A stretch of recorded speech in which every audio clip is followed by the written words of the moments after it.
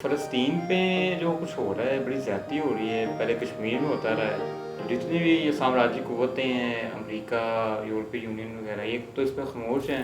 خارقمر ثانیہ کیا تھا جس میں معصوم 14 لوگ ہماری سیکیورٹی فورسز نے قتل کر دی. یہ تو وہی واقعہ ہے نا جس میں انہوں نے فوجی چیک پوسٹ کے اوپر حملہ کیا. پہلے فائرنگ انہوں نے کی, پھر جوابی کارروائی پہ جو ہے وہ لوگ جو ہیں. میرا خیال ہے ہاں, کیونکہ تم اسٹیٹ میڈیا کو دیکھتے ہو تو تمہارے نزدیک یہی واقعہ.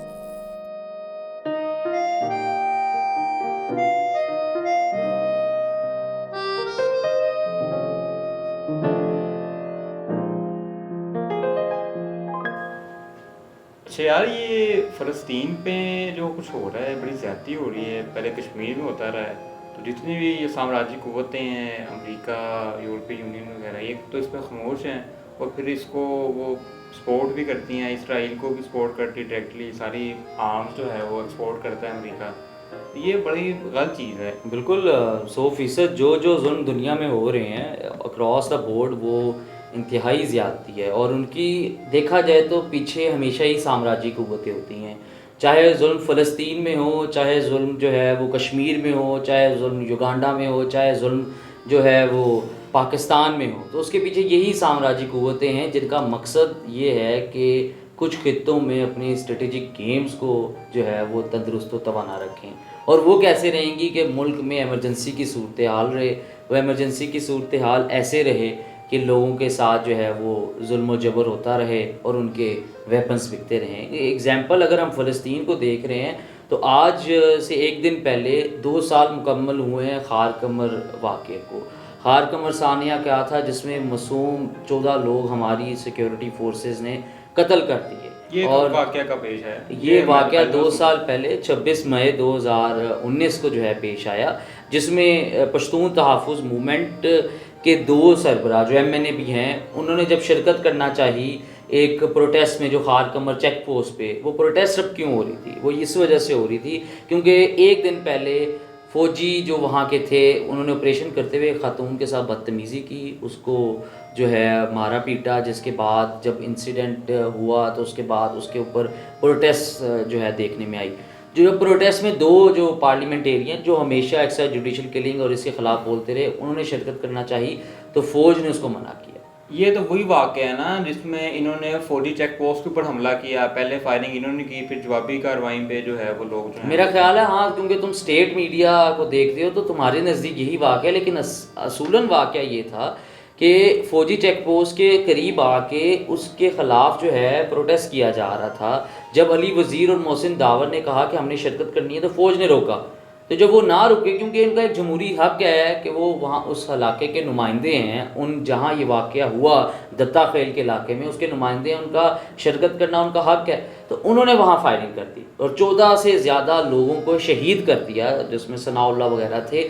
اور یہ جو تم کہہ رہے ہو کہ جس میں انہوں نے حملہ کیا, تو یہ بالکل غلط بات ہے. دیکھو کہ جو ویڈیوز اس کی سامنے آئی اس میں صاف دیکھا جا رہا ہے کہ فوجی افسران جو ہیں اور جو فوجی جوان ہیں وہ فائرنگ کر رہے ہیں اور لوگ چھپ رہے ہیں جو بالکل ان آرمڈ ہیں, اس فائرنگ سے چھپنے کے لیے کور لے رہے ہیں. اگر تو وہ آرمڈ ہوتے اور فوجی چیک پوسٹ پہ حملہ کرتے تو کوئی ایک ایسی ویڈیو سامنے آتی جس میں فوجیوں کے اوپر حملہ کیا جا رہا ہے. کوئی ایک ایسا انسیڈنٹ بھی نہیں آیا کہ کوئی فوجی شہید ہوا ہے. فوج نے کہا کہ ہمارا فوجی شہید ہوا ہے لیکن اس کی کوئی رپورٹ نہیں ہے. لیکن یہ 14 لوگ یہ تو کسی نے مارے, اور وہ ہماری ہی فوج کے ہاتھوں, جس کو وہی لوگ ٹیکس دیتے ہیں, وہی لوگ اپنی فوج کہتے ہیں, انہوں نے صرف پیسفل پروٹیسٹ کی وجہ سے جو ہے وہ ان کو شہید کر دیا.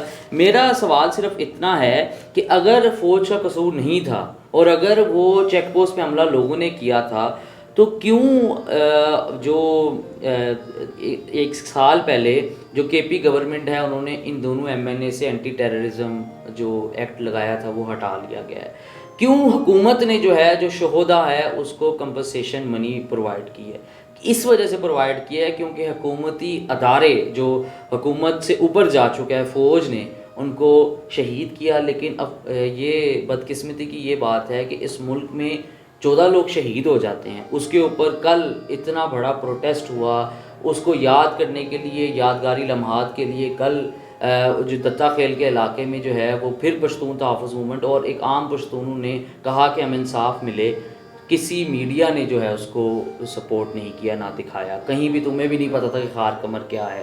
تو یہ اس بات کا واضح ثبوت ہے کہ جو فوج ہے وہ چاہتی ہی نہیں ہے کہ جو پشتون علاقے ہیں ان کو آزادی ملے. وہ چاہتے کیا ہیں پی ٹی ایم والے؟ وہ چاہتے ہیں کہ ایکسٹرا جوڈیشل کلنگ نہ ہو جو ہمارا آئین کہتا ہے. وہ چاہتا ہے کہ انفورس ڈس اپیرنس نہ ہو جو ہمارا آئین کہتا ہے. تو اس میں کیا برائی ہے؟ اور خار قمر واقعہ تم نے کہا کہ فوج پہ حملہ ہوا، تو ہم کہتے ہیں کہ انویسٹیگیٹ ہونا چاہیے. اس کی انویسٹیگیشن کے لیے ہیومن رائٹ کمیشن کا جب ایک وفد گیا خار قمر چیک پوسٹ کے اوپر تو اس کو فوج نے روک دیا گیا.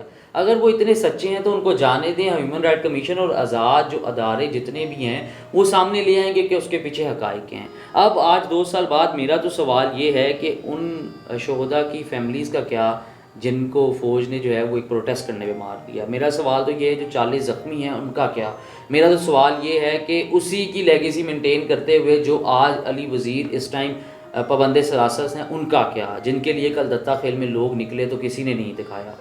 تو یہ تو سیدھی صاف پاکستان کے آئین کی خلاف ورزی ہے جو ہمارے ادارے اور حکومت کر رہی ہے، کیونکہ پاکستان کا آرٹیکل 16 تو فریڈم آف اسمبلی کی بات کرتا ہے. پاکستان خود جو ہے وہ انٹرنیشنل پیسفل اسمبلی کا سگنیٹری ہے جو کہتا ہے کہ ہمیشہ پیسفل پروٹیسٹ جو ہیں اس کو ریکگنائز کرنا چاہیے، اور صرف تب آپ کو فورس یوز کر سکتے ہو جب ایکسیسو آپ کو تھریٹ ہو. اور کیا عام لوگوں کی طرف سے کیا ایکسیسو تھریٹ تھا مجھے یہ بتاؤ. تو کیا جو فلسطین میں ظلم ہو رہا ہے اس کا ظلم اتنا ہی نہیں ہے جو پاکستان میں 2 سال پہلے وزیرستان میں ہوا؟ مجھے تو اس پہ یہی شعر یاد آتا ہے کہ جہاں میں موت کا رقص ہے جاری، ازل سے زندگی بس رو رہی ہے. چاہے وہ فلسطین ہے، کشمیر ہے، یا پاکستان کا وزیرستان ہے یا بلوچستان ہے، ادھر میں ہمیشہ زندگی ازل سے رو رہی ہے اور زندگی کی کوئی قیمت نہیں.